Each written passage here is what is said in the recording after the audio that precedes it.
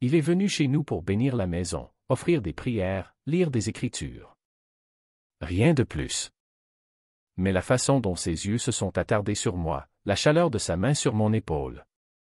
C'était différent. Inattendu. Presque troublant. Ce soir-là a tout changé. Car lorsque le pasteur est venu, il n'a pas seulement offert une guidance spirituelle. Il a réveillé en moi une vérité que je n'étais pas prêt à affronter. Le pasteur Élie est venu ce dimanche en fin de journée, pour ce qui devait être une bénédiction simple, autour d'une tasse de thé. Rien de spécial. Ma mère l'avait invité après le service, annonçant fièrement que notre nouveau pasteur allait enfin apporter un peu de vraie sainteté dans cette maison. Elle l'avait dit à moitié en plaisantant, mais je percevais le poids caché derrière ces mots. Depuis que papa est parti, elle s'est plongée encore plus profondément dans la foi. Comme si c'était la seule chose capable de maintenir notre famille debout. Je n'ai rien dit. Je ne dis jamais rien. J'étais celui qui restait silencieux. Celui qui obéissait. Celui qui baissait les yeux quand on le lui demandait. Celui qui récitait les versets sans jamais broncher. Celui qui ne donnait jamais de raison de douter. À l'exception d'une part de moi que je n'ai jamais exprimée. Cette part enfouie si profondément que j'avais presque réussi à l'oublier. Jusqu'à ce qu'il arrive. Et je l'ai ressenti à nouveau, ce frisson que je ne pouvais pas expliquer, celui que j'avais essayé d'ignorer si longtemps après la dernière fois qu'il m'avait touché. Le dîner passa, comme ces choses le font toujours. Ma grand-mère s'endormit après la soupe et ma mère disparut pour prendre un appel de ma tante. Elia et moi restâmes seuls à la table, sirotant un thé tiède. L'air était lourd de choses non dites. Je voulais m'excuser, dit-il doucement, tournant sa tasse lentement entre ses paumes. Si je t'ai mise mal à l'aise la dernière fois. Je ne voulais pas. Tu ne l'as pas fait, répondis-je, peut-être trop vite. Je veux dire, tu ne m'as pas mise mal à l'aise. Ses yeux scrutèrent les miens. Tu es sûr?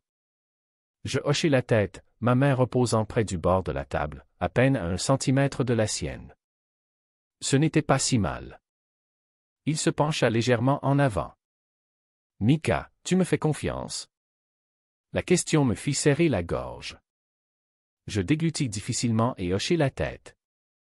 Oui, je te fais confiance. Son expression s'adoucit. Tu n'as pas à dire quoi que ce soit si tu n'es pas prête, mais je voulais que tu saches que ce que j'ai dit la dernière fois, je le pensais. Si quelque chose te pèse, si quelque chose que tu n'as jamais pu dire à personne. Je suis là. Je fixai ma tasse pendant un long moment. La vapeur s'était dissipée. Il ne restait plus qu'une tasse de silence maintenant. J'ai toujours fait ce que je devais faire, dis-je lentement. J'ai suivi les règles, je suis allé à l'église, j'ai eu de bonnes notes, je n'ai jamais causé de problème, je ne me suis jamais égaré. Elia ne dit rien. Il attendit. Et je pensais que si je faisais tout correctement, la partie de moi qui ne correspondait pas partirait. Quand je levai les yeux, ses yeux étaient calmes mais intenses. Il ne me demanda pas d'explication, il n'en avait pas besoin. Il y a quelque chose en moi, murmurai-je. Quelque chose que j'ai enterré si profondément que j'oublie qu'il est là. Mais il se manifeste dans les rêves, dans des émotions que je ne peux pas contrôler. Et chaque fois que je pense l'avoir éliminé, il trouve un moyen de revenir. Il se pencha doucement, la voix basse et posée. Tu n'es pas brisé, Mika. Je clignai des yeux en le regardant. Mais la Bible. La Bible dit beaucoup de choses, répondit-il, son ton toujours calme, mais plus ferme maintenant. Elle a été utilisée pour faire honte, pour faire taire, pour exclure. Mais cela ne signifie pas que Dieu le voulait ainsi. Je le fixai, la bouche légèrement ouverte. Je sais ce que ça fait, dit-il, supplier Dieu de l'enlever, penser que si tu es assez bonne, peut-être que ça disparaîtra, peut-être que tu te réveilleras et tu seras quelqu'un d'autre. Je sentis des larmes piquer l'arrière de mes yeux, et je détestais combien il était facile de m'ouvrir devant lui. « Qu'est-ce qui t'est arrivé ?» demandai-je doucement. « Je me suis brisé, » dit-il. J'ai essayé d'épouser une femme une fois. Elle était gentille, mais je ne pouvais pas l'aimer comme elle le méritait. J'ai passé des années à construire une version de moi que le monde voulait voir, et puis tout s'est effondré. Je ne me rendis compte de la proximité de nos mains que lorsqu'il effleura la mienne, légèrement, respectueusement, sans forcer, juste une offre silencieuse. Je me suis reconstruit après ça, continua-t-il. Mais j'ai promis que je ne mentirai plus à moi-même et que je ne laisserai jamais un autre jeune homme se sentir seul dans cette situation. Je baissai les yeux vers nos mains. Son pouce reposait doucement sur mes jointures, maintenant chaud et apaisant. Nous restâmes ainsi un long moment. Puis la voix de ma mère retentit dans le hall. « Pasteur, voulez-vous une autre tasse de thé? » Nous nous séparâmes instantanément. Elia s'éclaircit la gorge et se redressa. « Oui, merci, ce serait délicieux, » répondit-il. Lorsqu'elle entra dans la cuisine, souriante et inconsciente, elle lui versa une autre tasse et me lança un regard. « Tu es bon pour lui, pasteur, » dit-elle. « Mika parle plus quand tu es là. C'est agréable. » Elia lui offrit un sourire doux, impénétrable. « Il est facile de parler avec lui, » dit-il. Il ne me regarda plus pour le reste de la soirée. Plus tard, cette nuit-là, après que tout le monde soit allé se coucher, je sortis sur le porche. L'air était frais et calme. Je m'enroulai dans une couverture et m'assis sur la première marche. Mon esprit rejouait tout, sa voix, ses mots, sa main effleurant la mienne. La porte moustiquaire craqua doucement et je me retournai pour le voir debout dans l'obscurité. « Puis-je m'asseoir avec toi ?» demanda-t-il. Je hochai la tête, n'osant pas parler. Il s'assit à côté de moi, nos épaules se frôlant à peine sous la couverture. Nous restâmes en silence, la nuit offrant un espace pour ce que ni l'un ni l'autre ne savait comment dire à haute voix. Après ce qui me sembla une éternité, il passa sa main sous la couverture et prit ma main à nouveau. Cette fois, je n'ai pas sursauté. « Je ne devrais pas être ici, » murmura-t-il, son souffle chaud contre ma joue. « Je ne veux pas que tu partes, » murmurai-je en retour. Il se tourna lentement vers moi et, lorsque nos regards se croisèrent, il n'y avait plus de cachotterie. Sa main se leva vers ma mâchoire, ses doigts légèrement tremblants. Il se pencha en avant, hésitant juste un instant avant que ses lèvres ne frôlent les miennes, douces, à peine présentes, mais réelles. Il recula d'1 centimètre.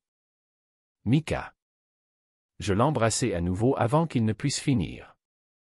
Cette fois, ce n'était pas une question, c'était une réponse. Quand nous nous éloignâmes enfin, je pouvais sentir son cœur battre à travers la manche de son pull. Il reposa son front contre le mien, les yeux fermés. J'ai attendu des années pour ressentir quelque chose comme ça et ne pas en avoir peur. J'ai encore peur, avouai-je. Moi aussi, dit-il, mais pas maintenant. Nous restâmes là, ensemble sous les étoiles, le silence entre nous enfin honnête. Et je savais que, quoi que cela soit, quoi qu'il devienne, je n'étais plus seul, car ce baiser n'était pas une erreur et ce qui se passait entre nous ne faisait que commencer. Le dimanche matin arriva avec le bourdonnement habituel des rituels. Ma mère repassait des robes avant l'aube, fredonnant des hymnes à voix basse. L'odeur des bananes plantains frites et du thé noir flottait dans la maison pendant que je fonctionnais en pilote automatique, chemise rentrée, ceinture serrée, cravate nouée. Je gardais la tête baissée, mais à l'intérieur, tout se tordait. Je n'avais pas vu Elia depuis le porche. Je n'étais même pas sûr que cela soit arrivé. Honnêtement, ce baiser ressemblait à un rêve fiévreux, trop doux, trop bon, trop impossible pour appartenir à cette réalité. La vie, nous ne nous étions pas parlé depuis. Pas d'appel, pas de message tardif, juste le silence, un silence assourdissant, un silence sacré. Lorsque nous sommes arrivés à l'église, il était déjà au pupitre, feuilletant sa Bible en cuir usé comme si rien n'avait changé. Il avait l'air calme, poli et parfait, mais lorsque ses yeux balayèrent l'assemblée et se posèrent sur moi, ils y restèrent un peu trop longtemps. C'est tout ce qu'il a fallu pour me défaire à nouveau. Le sermon de ce jour-là portait sur l'honnêteté du cœur. Il y parlait de la confession, de ne pas fuir la vérité, peu importe combien cela faisait mal. Ces mots étaient du feu, et je jurais qu'il ne s'adressait pas à la salle, il s'adressait à moi. Après le service, je partis en avance, je ne pouvais pas supporter la tension, le poids de tout ce qui n'avait pas été dit, appuyant contre mes côtes. J'étais à moitié sur le trottoir de l'église quand j'entendis sa voix derrière moi. Mika, je me retournai, essayant d'avoir l'air décontracté, mais ma gorge était déjà sèche. Il s'approcha, tenant un paquet de papiers. « Tu as oublié la feuille d'inscription du groupe de jeunes, dit-il, mais son ton portait autre chose, quelque chose d'indicible. Oh, dis-je bêtement, c'est vrai. Merci, ses doigts effleurèrent les miens lorsqu'il me l'attendit, trop longtemps, trop intentionnel. Il se pencha et ajouta doucement, tu restes après la chorale, mardi? J'aimerais te parler. Je hochai la tête avant même d'avoir pris le temps de réfléchir. Mardi arriva. L'église était calme à 19h30, la chorale partie depuis longtemps, les couloirs résonnant de rien d'autre que le cri lointain du vieux bois. J'attendis à l'extérieur de la salle de réunion jusqu'à ce qu'Élie m'appelle.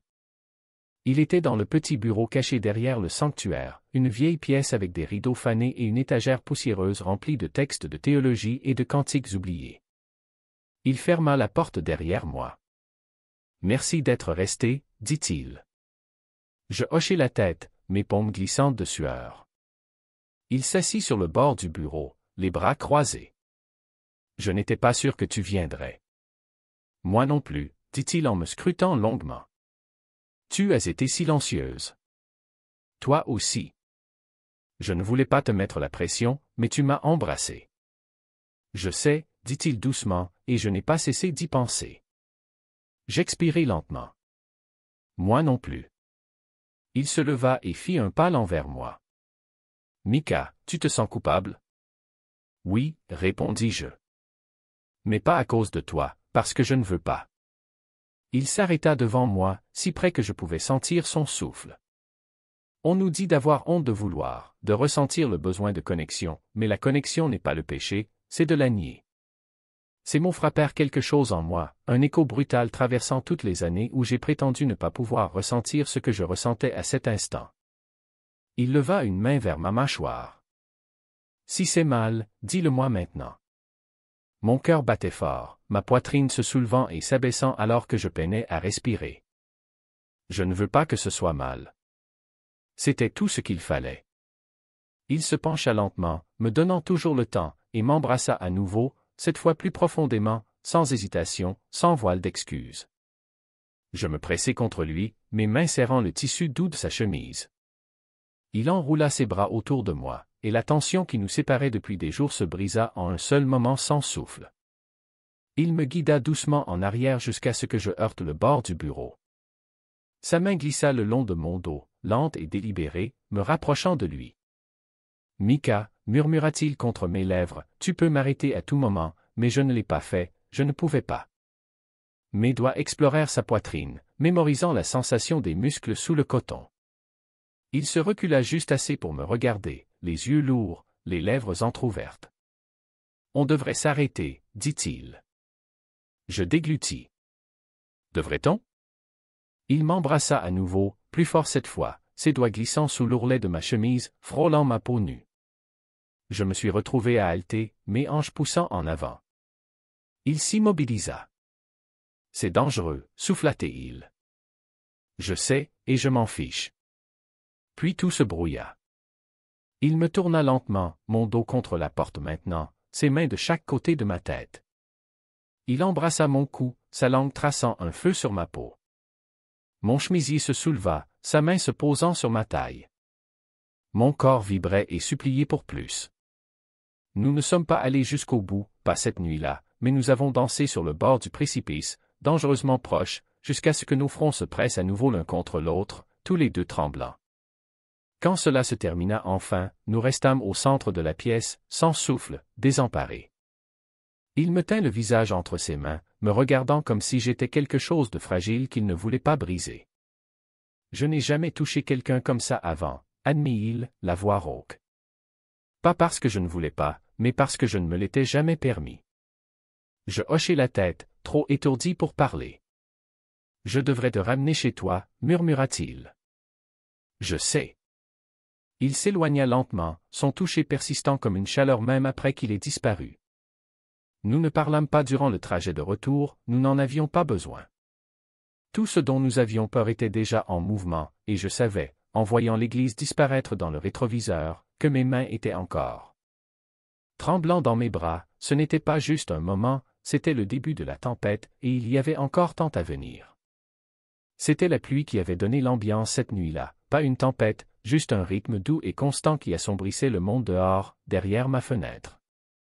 Ma mère était partie à son séminaire de femmes de nuit avec le groupe de l'église, et ma grand-mère était installée dans sa chambre à 20 heures, comme d'habitude.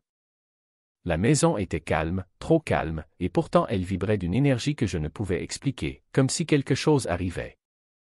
À 21h12, mon téléphone vibra, un message simple, « Je suis dehors ». Mon cœur bondit avant que je ne puisse m'en empêcher. Je mis un hoodie et descendis pieds nus, marchant avec précaution pour que les planches du sol ne craquent pas. Quand j'ouvris la porte, le pasteur Elia se tenait sur le perron, les mains dans les poches de son manteau, les cheveux mouillés de la pluie. La lumière du porche projetait des ombres dorées sur son visage, le rendant à la fois familier et soudainement hors de portée. « Je ne devrais pas être ici, dit-il. » Je m'appuyai contre le chambranle de la porte, murmurant, « Et pourtant, te voilà. » Il ne répondit pas tout de suite, ses yeux scrutant les miens comme s'il cherchait une raison de revenir en arrière, mais quoi qu'il ait vu, cela semblait avoir tranché le débat. Puis-je entrer? Je me suis écarté sans un mot. Il se glissa silencieusement, secouant la pluie de son manteau avant de le suspendre sur le porte-manteau. Je le conduisis au salon, où la lumière tamisée de la lampe offrait juste assez de lueur pour se sentir en sécurité, mais pas exposé. Il s'assit sur le bord du canapé, tandis que je restais debout, incertaine de ce que je devais faire ou comment commencer. Elia leva les yeux vers moi. « Mika, si je reste ce soir, les choses risquent de changer entre nous. Es-tu prête pour ça? » J'avalerai la boule dans ma gorge, épaisse et lourde. Je ne sais pas, mais je ne veux plus continuer à prétendre que je ne ressens pas ça. Il se leva et réduisit la distance entre nous par des pas mesurés. Sa main se leva lentement, effleurant le côté de mon visage avec une sorte de révérence qui fit frissonner ma peau. « Moi non plus, dit-il, d'une voix basse, plus maintenant. » Puis il m'embrassa. Cette fois, il n'y avait plus d'hésitation, plus de retrait.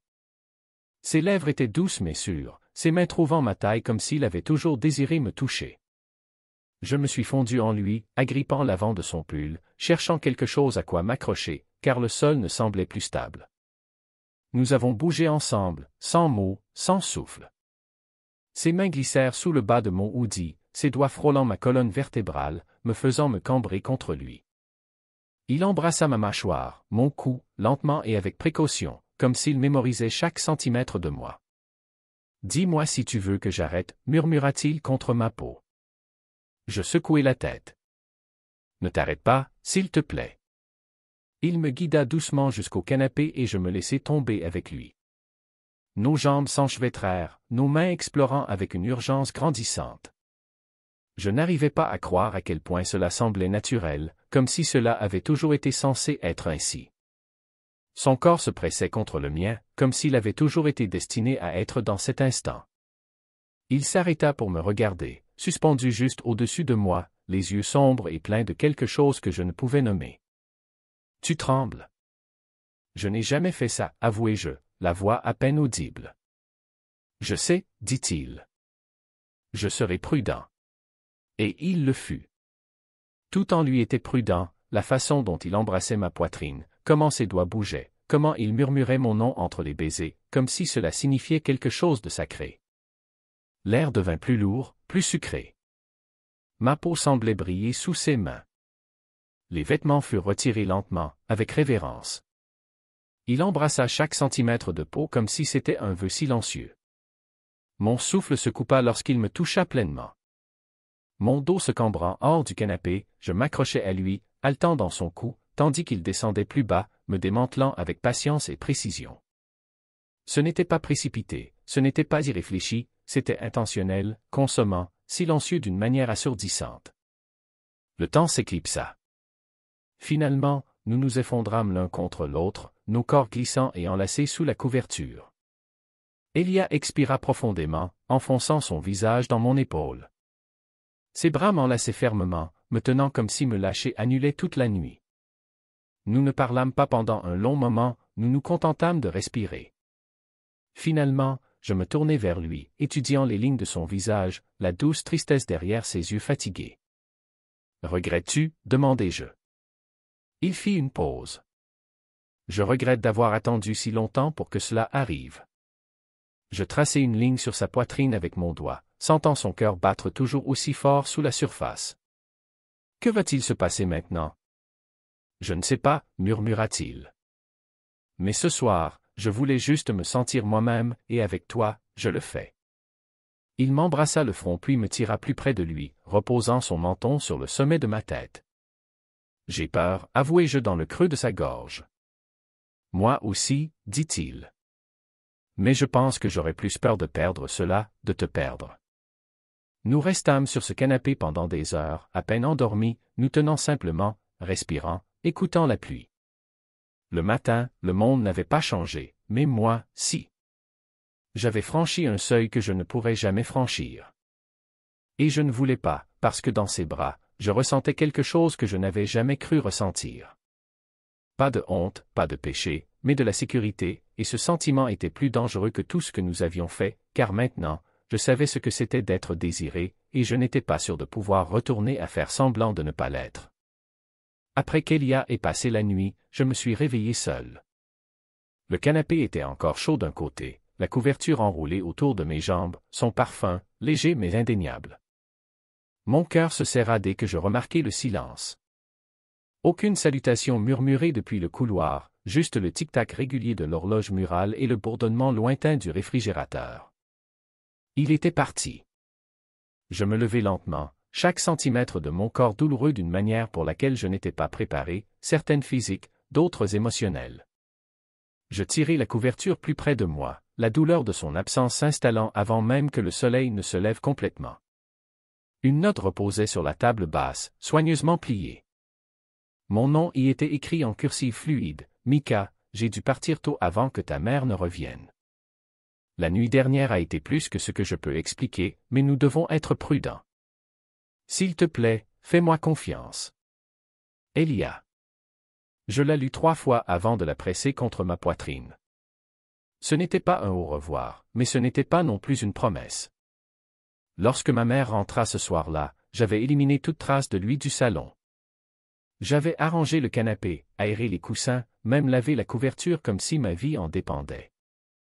Elle entra, joyeuse, sans se douter de rien. « Tout va bien ?» demanda-t-elle en posant ses sacs. « Oui » répondis-je. « Juste une journée calme. » Je passai le reste de la semaine à essayer de rester occupé, mais aucune quantité de tâches, de musique ou de journaux à moitié écrits ne parvenait à calmer les pensées qui tournaient sans cesse autour de lui. Ce que nous avions fait, ce que cela signifiait, s'il le ressentait aussi ou si j'avais simplement été un moment de faiblesse pour un homme qui luttait contre ses propres démons. Je n'eus aucune nouvelle de lui, pas une seule fois. Pas d'appel, pas de message, pas de visite inattendue. Et quand dimanche arriva, je ne savais pas s'il fallait m'attendre à le voir dans la chair ou si quelqu'un d'autre allait se tenir là à sa place.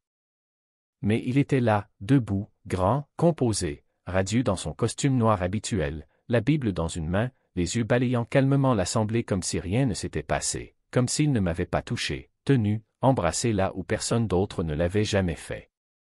Son sermon s'intitulait « Les dangers de la tentation », chaque mot semblait être un poignard déguisé en verset. Je ne pouvais pas le regarder et, lorsque l'hymne final joua, je m'éclipsai avant que quelqu'un ne me remarque, la gorge brûlante de tout ce que je ne pouvais pas dire. Lundi, toujours rien. Mardi, aucun appel. Mercredi, j'ai craqué. Je suis resté assis sur les marches devant l'église après la tombée de la nuit, la capuche tirée sur ma tête, le cœur battant si fort que j'avais l'impression qu'il pouvait secouer les vitraux derrière moi. Je ne savais pas ce que j'attendais. Qu'il soit là, qu'il apparaisse soudainement et me dise que tout était réel. Au lieu de cela, j'ai reçu un message, « Je suis désolé, tu mérites mieux que moi. » 12 mots, c'est tout ce qu'il m'a donné. 12 mots pour résumer un baiser qui a brisé mon monde, une nuit qui a tout changé. Je n'ai pas répondu. Je ne pouvais pas, car tout ce que j'aurais pu dire semblait trop grand ou trop petit. Il ne se contentait pas de prendre ses distances, il m'effaçait. Pendant les 2 semaines suivantes, je suis devenu un fantôme dans ma propre maison. Je suis passé par l'émotion, mangé quand je devais, souri quand ma mère me demandait si ça allait, éviter l'église comme si c'était de la fumée toxique. Mais je ne pouvais pas lui échapper, pas vraiment. Je le voyais partout, dans la courbure du coussin du canapé, dans le parfum de cannelle sur ma capuche, dans la douleur entre mes côtes quand j'essayais d'oublier le son de sa voix murmurant mon nom dans le noir.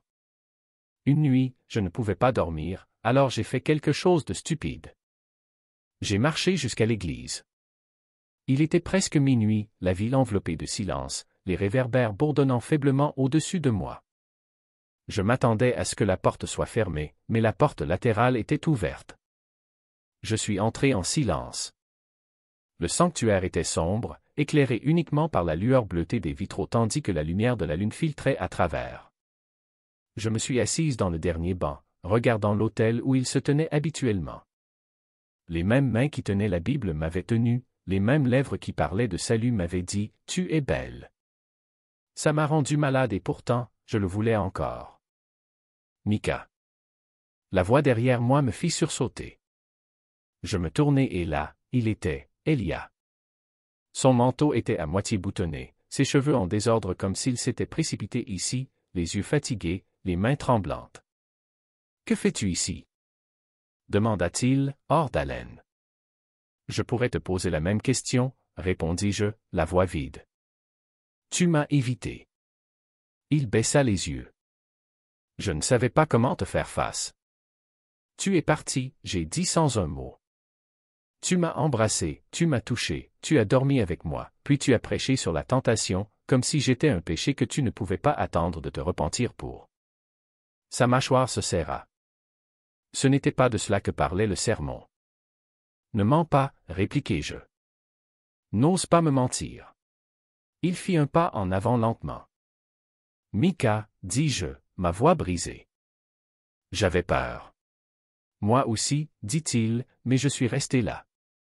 Il passa une main dans ses cheveux, la frustration écrite sur chaque ligne de son visage. Tu n'as aucune idée de ce que c'est que de porter cela dans le sanctuaire. J'ai travaillé si dur pour être. Bien, pour être tout ce que cette Église attend de moi. Et qu'en est-il de ce dont j'avais besoin, demandai-je, plus bas. Qu'en est-il de ce que nous étions en train de construire? Il hésita, puis enfin, il me regarda dans les yeux. Je le ressens encore, dit-il. Chaque nuit, je vois ton visage quand je ferme les yeux. Je me souviens de la façon dont tu as murmuré mon nom, de la façon dont tu m'as regardé comme si j'avais de la valeur. Mon cœur se brisa encore une fois. Alors pourquoi fais-tu semblant que je n'existe pas? Il s'approcha, tendant la main vers la mienne. Je ne pensais pas avoir le droit de vouloir quelque chose d'aussi fort, murmura-t-il. Mais je le veux. Je te veux, Mika, et je me fiche de qui le verra. Je ne bougeai pas, car une partie de moi voulait toujours le croire, voulait encore tendre la main, voulait encore croire que ce qui s'était passé cette nuit-là n'était pas juste une erreur qu'il réécrirait dans la culpabilité. Mais je ne pouvais pas lui donner mon cœur à nouveau sans savoir s'il le tiendrait correctement. Alors, je retirai ma main et dis doucement, « Alors prouve-le. » Il ne dit pas un mot de plus, il resta là, silencieux, me regardant partir. Mais je ne me retournai pas, parce que cette fois, si vraiment il me voulait, il devrait revenir vers moi. Elia n'est pas revenu le jour suivant, ni les jours qui suivirent. Le bulletin de l'Église annonça qu'il avait pris un sabbat spirituel de courte durée. Ma mère en parla au petit déjeuner, sans grande inquiétude, versant du sirop sur les pancakes comme si le monde ne venait pas de se dérober sous mes pieds.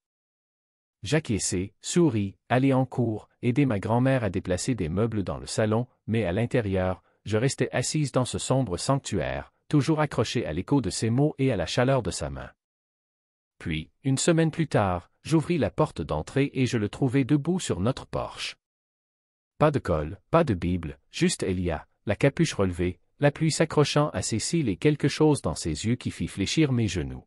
« Salut, dit-il doucement. » Je n'ai rien dit. « Je sais que je ne mérite pas de te demander quoi que ce soit, continua-t-il, mais puis-je entrer? » Je me suis écarté. Il entra, comme un homme tenant quelque chose de fragile, comme si les murs pouvaient s'effondrer s'il parlait trop fort. Il se tenait au milieu du salon, se tournant vers moi, les mains tremblantes. « J'ai démissionné, dit-il. » Le mot frappait comme un coup de tonnerre. Je clignai des yeux. « Tu quoi? » « J'ai démissionné, répéta-t-il. J'ai tout dit au conseil, pas tous les détails, mais assez. J'ai dit que je ne pouvais plus continuer à prêcher la liberté tout en cachant la vérité sur qui je suis, qui j'aime. Je restais figé, le cœur battant. Tu n'avais pas à faire ça. Je l'ai fait, dit-il. Parce que je voulais pouvoir me regarder dans le miroir à nouveau et, plus que ça, je voulais pouvoir te regarder et ne pas avoir l'impression d'avoir échoué à la seule bonne chose qui soit entrée dans ma vie depuis des années. Ma gorge se serra, j'essayai de parler. Mais les mots se bloquèrent derrière tout ce que j'avais porté pendant des semaines, colère, espoir, amour, peur. Il s'approcha. J'étais un lâche, dit-il. Mais tu m'as rendu courageux, Mika. Je veux essayer à nouveau, pas en secret, pas dans la honte, si tu veux bien de moi. Il tendit la main, pas pour toucher, juste pour offrir, et cette fois, je pris sa main fermement. Nous n'avons rien dit pendant un long moment, nous sommes juste restés là, accrochés à quelque chose de fragile et de tout neuf. Le poids de tout ce que nous avions fait, la peur, le secret, la culpabilité, semblait se dissiper petit à petit à chaque souffle que nous prenions ensemble. Plus tard, nous sommes allés sur le porche et nous sommes assis côte à côte. Le soleil se couchait derrière les arbres, projetant une lumière douce sur la rue. Il posa sa main sur ma cuisse, doucement et sans précipitation. Je veux construire quelque chose de réel, dit-il, avec toi. Je me tournai vers lui, me permettant enfin de sourire. À quoi ça ressemble? Il sourit. Eh bien, je pensais que nous commencerions petit. Des conversations honnêtes, des promenades publiques, peut-être même un dîner qui ne nécessite pas de sortir par la porte de derrière. Je ris, c'était agréable, facile. Puis je demandai. Il me regarda avec ce calme stable qui m'avait un jour fait lui confier mes prières. Et après? Quoi que nous voulons, dit-il. Je n'ai pas besoin d'être pasteur pour aimer les gens. Peut-être que j'enseignerai, peut-être que j'écrirai, peut-être que je serai juste à toi. Ma poitrine se serra de la meilleure des manières. Nous avons passé cette soirée sur la balançoire du porche, parlant pendant des heures de qui nous étions, de qui nous devenions, et de tous les rêves silencieux que nous avions enterrés au nom de l'acceptabilité. Plus tard, lorsque les étoiles étaient sorties et que le monde était devenu silencieux, il sortit un petit objet de la poche de son manteau. Ce n'était pas une bague. Pas encore, mais une chaîne fine en argent avec un petit pendentif en forme d'encre, pour quand tu te sens perdu, m'a-t-il dit, pour que tu te souviennes que tu ne dérives plus seul. Je l'ai laissé m'attacher la chaîne autour du cou, et pour la première fois depuis longtemps, je ne me suis pas senti comme si je devais prétendre être quelqu'un d'autre. Les mois ont passé, nous avons construit lentement, prudemment. Il a trouvé du travail dans un refuge local, en mentorat pour des adolescents à risque. J'ai commencé à écrire plus de poèmes, de lettres, de petits morceaux de moi-même que je ne savais jamais comment partager auparavant. Ma mère a mis du temps, mais elle a fini par comprendre, et ma grand-mère, elle, n'a fait que sourire et dire « Tu as toujours brillé quand il était là ». Et un jour, nous avons emménagé dans un petit appartement juste à l'extérieur de la ville, rien de fancy, mais avec une belle lumière. Des planchers qui grincent et suffisamment d'espace pour des matins emmêlés dans les draps et des nuits tardives passées à rire autour de pain grillé brûlé. Nous ne nous cachions plus, nous grandissions ensemble. Et parfois, quand il venait derrière moi dans la cuisine, glissant ses bras autour de ma taille, pressant ses lèvres contre la nuque de mon cou, je repensais à cette première nuit sur le porche, au premier baiser, à la peur, au feu. Comment quelque chose qui était autrefois si terrifiant était devenu mon lieu de sécurité, comment quelqu'un qui était autrefois hors de portée était devenu mon chez-moi. Il était censé être mon pasteur, mais au lieu de cela, il est devenu mon partenaire, ma paix, mon commencement. Et ce qui s'est passé lorsqu'il a visité ma maison cette nuit-là, ça m'a sauvé de toutes les manières que je ne savais pas que j'en avais besoin. Ce n'était pas facile. Nous avons enfreint des règles, nous nous sommes éloignés, mais au final, nous avons trouvé quelque chose qui valait la peine d'être reconstruit. Si vous avez déjà aimé en silence ou si vous avez ressenti que votre cœur était quelque chose que vous deviez cacher, laissez cette histoire vous rappeler que vous n'êtes pas seul, que vous n'êtes pas brisé, que vous méritez l'amour. Likez, commentez et abonnez-vous si cette histoire vous a touché d'une manière ou d'une autre, et dites-moi dans les commentaires, l'auriez-vous laissé entrer ou seriez-vous parti? Leçon de vie. Cette histoire nous rappelle que l'amour n'est pas toujours facile, mais qu'il est souvent ce qui nous sauve quand nous en avons le plus besoin. Parfois, nous cachons nos véritables sentiments, par peur de la douleur ou du rejet, mais nous ne devons jamais oublier que nous sommes dignes d'amour et de bonheur. Il est essentiel de se rappeler que même dans les moments les plus sombres, il y a toujours une possibilité de trouver la lumière, et parfois cette lumière vient de là où on ne l'attendait pas.